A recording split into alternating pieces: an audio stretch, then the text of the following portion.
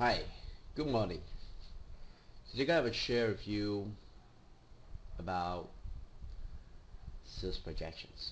Right, you can see here it's sales projections. Um, suppose I have a 180,000 sales for Ringgit Malaysia for the year 2013. Right, that's a relatively small amount compared to SME. Then I got a sales growth of 1% in next year, which is year 2014. Right, we are just a couple of months, and we will enter the year 2014. 2014. Let's say I have a sales growth of say 8%, and the expenses is about that is including the rent, uh, the utilities, advertisements, and some equipments purchasing, right? Oh, sorry, but equipment purchase does not account for expenses. It should be exempt. So let's expenses, right? Let's say I have more advertisement on Facebook and HADB, so then I have 4% of my sales. But I have a sales growth rate of 10%, right? This is 10%, so it's 190. Oh, that's good, right?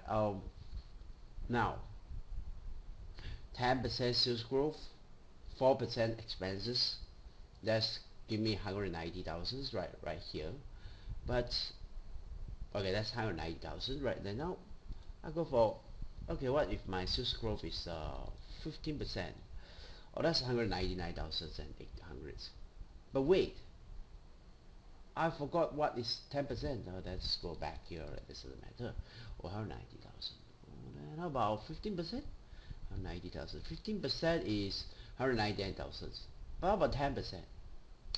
You got it, right? We need a way to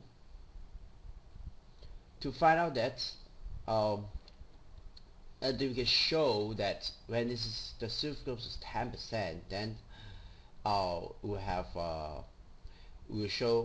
the projected sales recorded, and with 15% we recorded as well. In Excel, we can use a feature called data table. So you have to not necessarily to link, right, but at this corner, right, this top left corner of this table, right, we have say for example here 1 to 15 is the sales growth, right? Sales growth. So which cells have a value for sales growth? Yeah, this cell C7, right? C7, right? The sales growth. And which cells store the value of expenses? Yeah, C9, C9. So it will mean the columns is for C9 and the row is for C7. And now we just link the cell to C11. Now what is C11? It's basically takes the sales plus the sales growth, right, in ringgit, after you add times the percentage, 15%, and then you need to minus expenses, right? Because advertisements increase, then sales growth increase as well.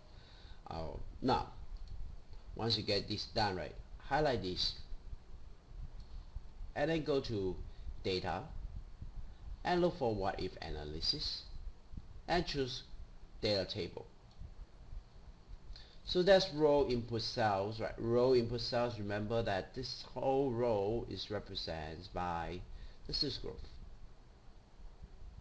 So what Excel do is that it will take this value, it will substitute into these cells as it change to one into another column. Right? For example, on cell, I shall explain to you in short. Now let's talk about column input cells, right? That is C9. That's columns, right? These columns represents expenses. Then click OK. There we have a very good values, and just do some formattings.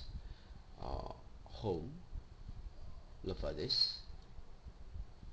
There's I'll do some shortcuts. Okay. So that's a pretty good Excel sheet. I suggest that. So you can see that this is the value we have. So when this is the, let's look at it, right? That was 15%, right, which is here. As for 4%, it is here. So the intersection is 199,000, right? You can see that. Now about 14%, oh, it's 90. So remember, like earlier, right? 10%. Oh, if it's 10%, it's 990, right? Expenses 4% at 4%, so right here. And so, oh yeah, exactly. This is the value, right? 4%. I can go one step further, right, by using condition formatting, right? Or highlight this. Very simple. Look for this. Home, condition formattings, highlight cell rules. You just need to have equals to the cell. Oh, in fact, there are a lot of 190,000 there as well. You can see that, right? So you can change the color as well. It's not green, maybe greens, which is nice, right? Yeah, cancel. Right, you can also do some like you can find out where's the intersection line for which rows and for which color. Then you need to match with you do it with the match indexes as well. But this will be a good start, right, to find out wow what are the sales you can have, right? So you have a clear goal, like chances of you to achieve it is much higher, isn't it? Thank you. This is Ken now.